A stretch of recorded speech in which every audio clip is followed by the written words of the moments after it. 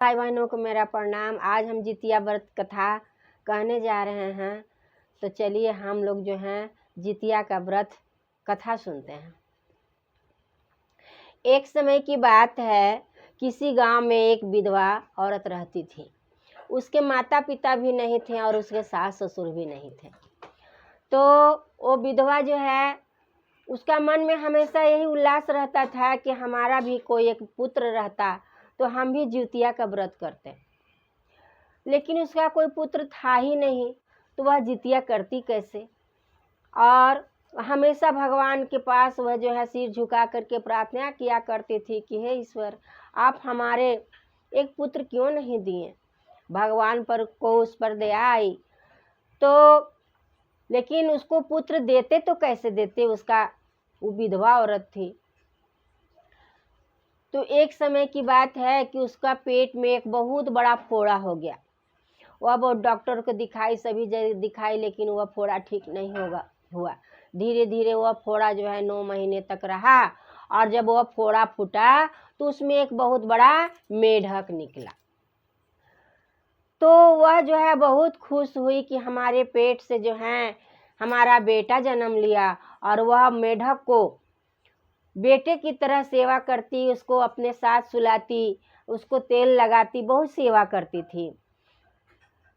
उसी तरह सेवा करते करते एक समय जितिया का व्रत आया, तो वह जो है बहुत खुश हो गई और कही कि अब जो है हमारा बेटा हो गया है, हम जितिया का व्रत करेंगे। ऐसे कह सोचते सोचते वह जो है फिर सोचने लगी कि बाजार तो बहुत दूर है, उतना दूर से हम सामान कैसे लाएंगे। हमारे पास न तेल है, न घी है, न आटा है, न कपड़ा है, तो कैसे हम जितिया का व्रत करेंगे। अगरौटा कैसे बनाएंगे और हम अपने बेटे को कैसे खिलाएंगे। तो जो है मेढक सुन रहा था, वह बोला, माँ तुम चिंता मत करो, हम सारा सामान लेकर चले आएंगे। माँ बोली, तुम मेढक ठहरा बेटा, तुम कैसे लेकर आएगा सामान।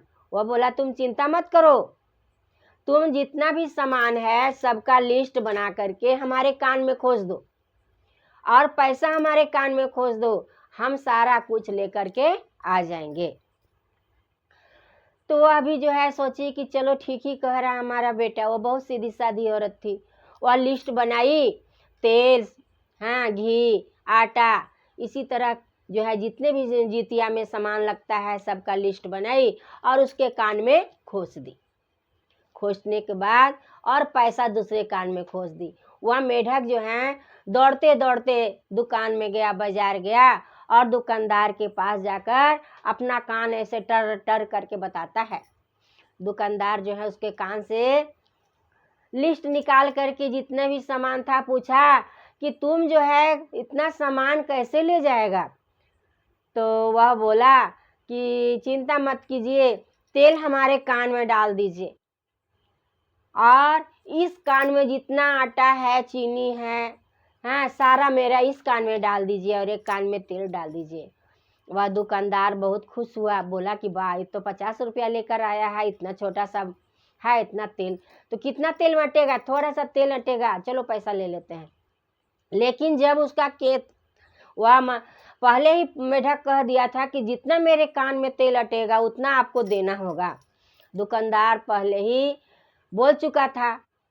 तो जब वह बोल चुका था कि हम तुम्हारे जितना कान में तेल अटेगा हम उतना ही देंगे, तो वह मेढक जो है अपना कान ऐसे पसारता है तो उसके कान में तेल डालते डालते एक टीना तेल डला गया।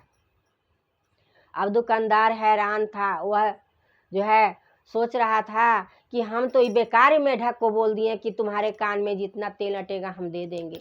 हमारा एक टीना तेल इसके कान में अट गया।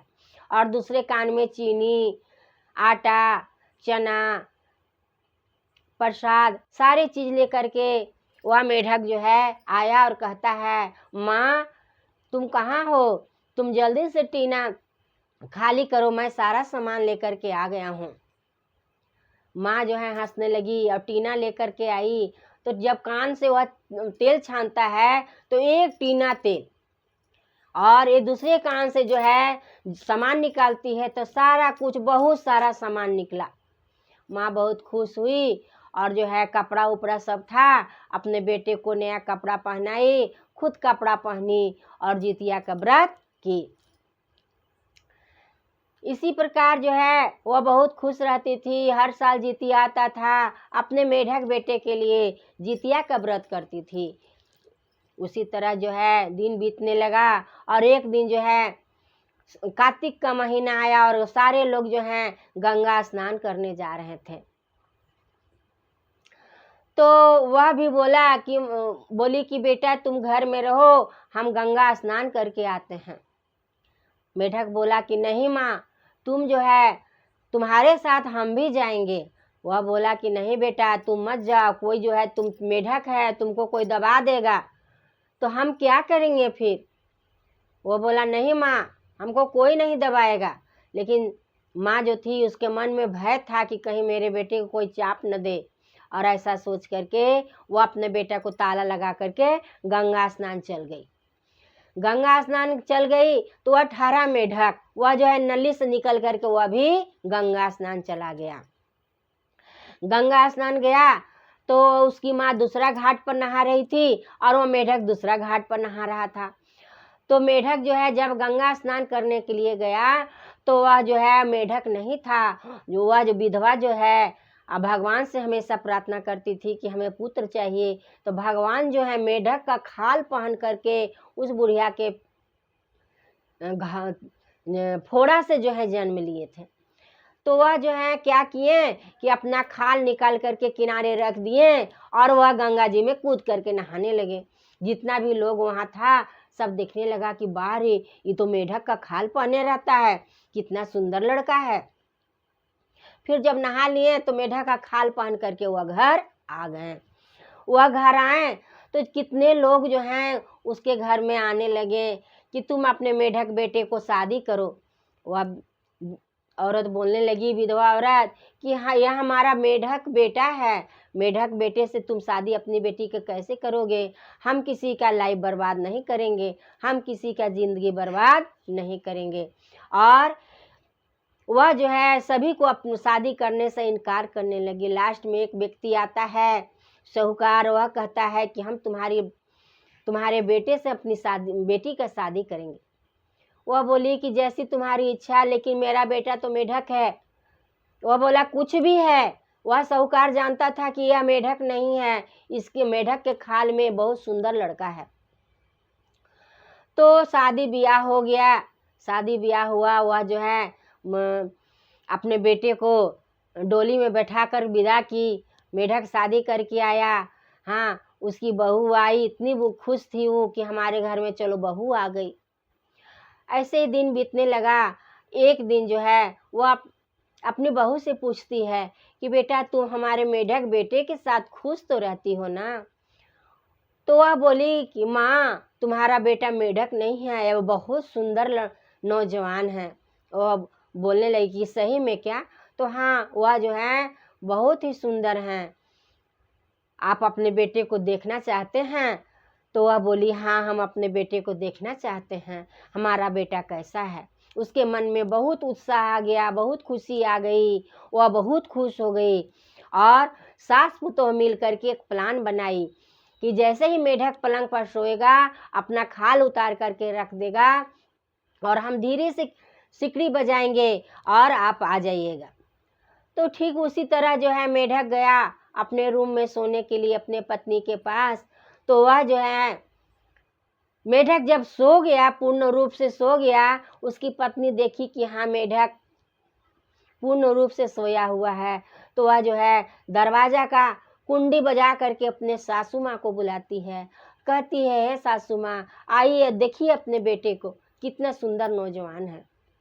वह जो है वह महिला जाती है और देखती है कि बहुत ही सुंदर लड़का सोया हुआ है पलंग पर। वह बहुत खुश हुई, इतना खुश हुई, और वह जो है जो मेढक का खाल था वह खाल लेकर के बाहर आ गई। अपनी बहू की बोली बहू जाओ तुम लोग आराम करो। वह खाल लेकर के आ गई और वह खाल में माचिस जला करके खाल को जला दी। जब खाल को जला दी तो सुबह हुआ तो वह जो है मेढक अपना खाल ढूंढने लगा कि मेरा खाल कहाँ है। जब पूरा ढूंढने लगा तो उसकी माँ कहती है, बेटा तुम बाहर निकलो, मैं तुम्हारा सारा राज जान चुकी हूँ, तुम बाहर निकलो और तुम्हारा खाल को मैं जला दिया हूँ।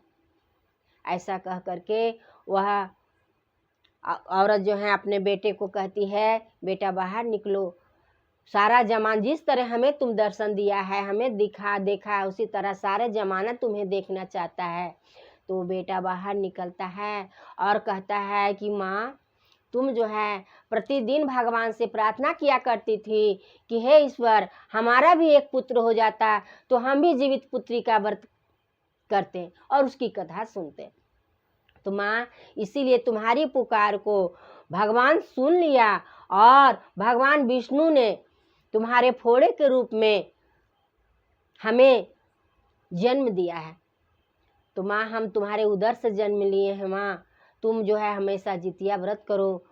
और वह जो है विष्णु रूप में अवतार लेकर के सभी लोगों को आशीर्वाद दिए कि जो भी महिला, जो भी औरत जिसके बच्चे हैं वह आश्विन महीने के शुक्ल पक्ष, आश्विन महीने के कृष्ण पक्ष के 7वीं को नहा धो करके और नहा खा करेगी और अष्टमी को जितिया का व्रत करेगी और भगवान विष्णु का पूजा करेगी और नवमी का दूध और खीरे से पारण करेगी, उसके पुत्र जो हैं दीर्घायु होंगे। ऐसा कह करके वह बालक जो है अंतर ध्यान हो गए। तभी से जो है यह व्रत जो है प्रचलित हो गया है। तो जो भी इस व्रत को करेगा उसके पुत्र जो है दीर्घायु होंगे, इसलिए इस व्रत का नाम जीवित पुत्री का व्रत कहा गया है। बोलिए विष्णु भगवान की जय, जीतबंधन भगवान की जय, जीवतिया महाराज की जय, जीवतिया माता की जय।